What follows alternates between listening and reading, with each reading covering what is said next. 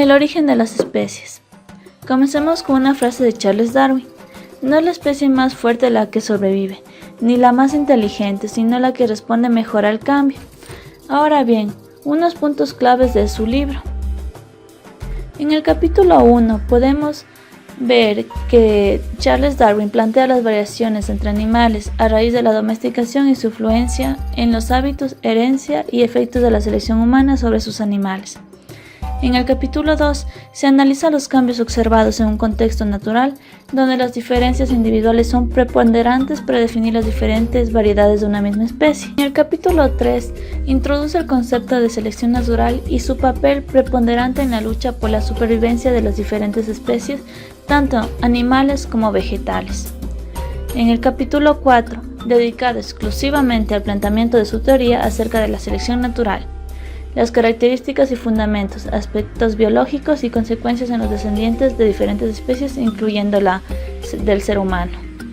En el capítulo 5, como complemento del anterior, en este capítulo estudia las leyes de la variación y su interacción con la selección natural, así como su influencia en las variaciones de las características físicas primarias y secundarias que se mantienen, desarrollan o desaparecen en las especies de la evolución.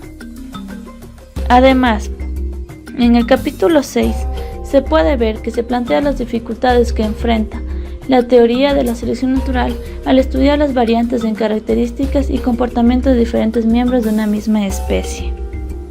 En el capítulo 7 se dedica al análisis de los instintos, equiparándolos con los hábitos en función de sus consecuencias, pero diferenciándolos en sus orígenes. En el capítulo 8 estudia los híbridos de una especie y su relación con la esterilidad. Los capítulos 9 y 10, el autor deja de analizar casos específicos y se enfoca en el impacto geológico y geográfico sobre la teoría de la selección natural. En el capítulo 9 se concentra en estudiar los vestigios paleontológicos de especies extintas, mientras que en el 10 analiza la aparición sucesiva de nuevas especies, producto de cambios en la adaptación a cambios geológicos en el mundo. En el capítulo 11 y 12, analiza la distribución geográfica de las especies y la influencia en los cambios del clima, condiciones físicas y barreras naturales en el proceso de adaptación en diferentes miembros de una misma especie. En el penúltimo capítulo, estudia las afinidades entre los seres orgánicos en función de su morfología, embriología y órganos rudimentarios. En el último capítulo, presenta sus conclusiones acerca de la teoría de la selección natural, reflexionando acerca de los argumentos específicos y genéricos que la sustentan. Además, las causas tradicionales de la antigua concepción de la inmutabilidad de las especies, los alcances de la teoría de la selección natural y las consecuencias de su aplicación en el estudio de la historia natural. Por otro lado, encontramos puntos débiles de la teoría de Darwin, el origen de las especies, en donde la teoría no explica saltos evolutivos, lo resuelve argumentando cambios en la estructura básica del código genético a través de mutaciones. El cambio de procariotas a eucariotas pone de manifiesto una enorme discontinuidad evolutiva de la historia de la vida en la Tierra. Además, la teoría se basa en el método inductivo de la observación de determinados hechos. La generalización que efectúa debería cumplir los requisitos de consistencia y reproducibilidad. Sin embargo, los ejemplos que no cumplen la teoría implican la refutación de la misma. La selección natural no está provocando la aparición de nuevos seres. Los virus hacen cambios en el DNA de las células invadidas para reproducirse a sí mismos, entre otros. Repercusiones a partir de la teoría del origen de las especies. Al cuestionar el origen de las especies, se puso en duda el origen de la vida, del universo y del hombre. La teoría de Darwin sobre la evolución del hombre fue problemática porque chocó con las teorías creacionistas admitidas por la Iglesia. Esto generó una eterna lucha entre ciencia y religión. Los detractores de Darwin y de la teoría de la evolución pensaban que esto era amoral. Afirmaban que las reglas de la evolución violaban todas las normas de la conducta ética humana. La teoría de Darwin se basó en la selección natural así como la prevalencia del más fuerte. Afectó tanto al área biológica como a la social, generando agresión y luchas a muerte entre grupos. Adolfo Hitler se basó en el darwinismo social, con el fin de erradicar a millones de judíos y otros grupos que él consideraba como racialmente inferiores. Hermann Rösching, que era un político conservador, afirmaba que los instintos naturales ordenan que los seres vivos no solo conquisten a sus enemigos, sino que además también los destruyan. Objeciones relevantes.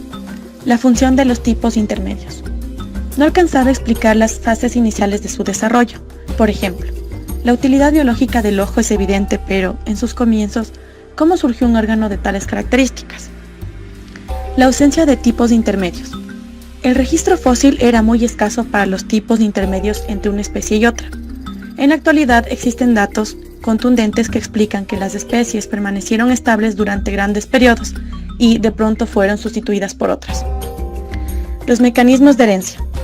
Fleming Jenkins sostuvo la idea que una variación favorable en un individuo se diluiría en muy pocas generaciones en los sucesivos cruces. Sin embargo, esta idea se pudo haber refutado con las leyes propuestas por Mendel. Implicaciones del origen de las especies. El mundo está en evolución y en constante cambio. Cuestionamiento de si todo se produce por azar o hay un orden, azar o necesidad. Ofrece una visión materialista de la realidad y del ser humano. Se afirma que los principios de Darwin pueden justificar la desigualdad social, el racismo y el imperialismo. Ya no es necesario un Dios para explicar la naturaleza. La publicación de Darwin en 1859, El origen de las especies, es un hito no solo en la historia de la biología, sino asimismo en el pensamiento humano, puesto que dicho libro ha ejercido una considerable influencia en el desarrollo de toda la filosofía.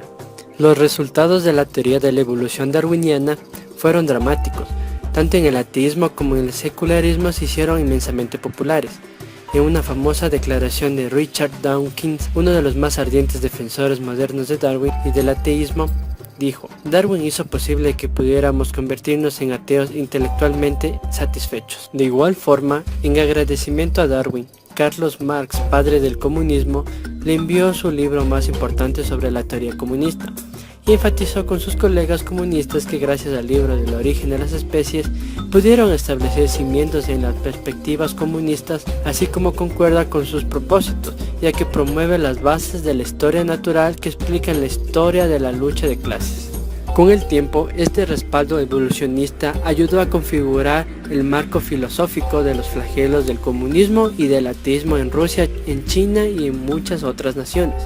Mientras más terreno ganaba las ideas de Darwin, más se suponía en tela del juicio de los principios morales absolutos. Si no hay un creador, entonces todo es lícito. Si no existe un creador, entonces no hay que temer a las consecuencias. Si no hay una mayor autoridad que la de uno mismo, quiere decir que todas las teorías sobre la supervivencia del más apto son válidas y respaldan la idea de que uno puede tener éxito aplicando la ley de la selva, según la cual solo los más fuertes deben sobrevivir. Por otro lado, según el marco religioso, hoy en día sigue siendo la teoría de la evolución darwiniana un ámbito de discusión en parte de la comunidad cristiana. Una parte de esta comunidad la rechaza al verla incompatible con el relato de la creación narrado en la Biblia, mientras que otra parte más liberal le ha incorporado a sus creencias, incluso la ve compatible con el hecho de que existe un creador y toma la selección natural como un instrumento del diseño divino. Por esta razón se ha provocado enfrentamientos entre científicos, filósofos y teólogos, que han permitido crecer en el conocimiento y ampliar la visión sobre la historia natural. La teoría de Darwin supuso una revolución del pensamiento, como lo fue la teoría planetaria de Nicolás Copérnico, como lo fue Sigmund Freud por su explicación de la psique, o como Albert Einstein por su teoría de la relatividad. Cada cierto tiempo se producen estas sacudidas, estas revoluciones del pensamiento que tanto influye hasta en el más común de los mortales.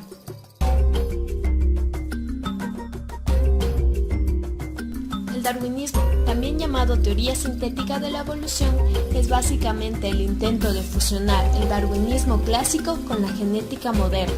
Fue formulada en la década de los años 30 y 40 durante el siglo XX por científicos tales como Simpson, Fisher y entre otros. Esta teoría trata de responder la causa de los fenómenos evolutivos y esto se sintetiza en estas simples preguntas. ¿Cuál es el origen de la variabilidad entre individuos de una población? ¿Cómo se transmiten los caracteres de una generación a la siguiente? Pues se explica básicamente por medio de la variabilidad genética, es decir, las variaciones accidentales de las que nos hablaba Darwin, sumadas a la acción de la selección natural. En esta teoría es donde se amplía la ideología de Darwin y se hace referencia a los puntos no explicados por él. Primero, se estipula que la variabilidad genética se debe a las mutaciones que surgen al azar y se transmiten con la herencia, pudiendo manifestarse o no. Cuando aparecen, originan caracteres favorables o no para la supervivencia. Por ejemplo, el incremento de la densidad de huesos expresado por el gen LRP5. También se debe a la recombinación genética durante la meiosis que produce gametos diferentes.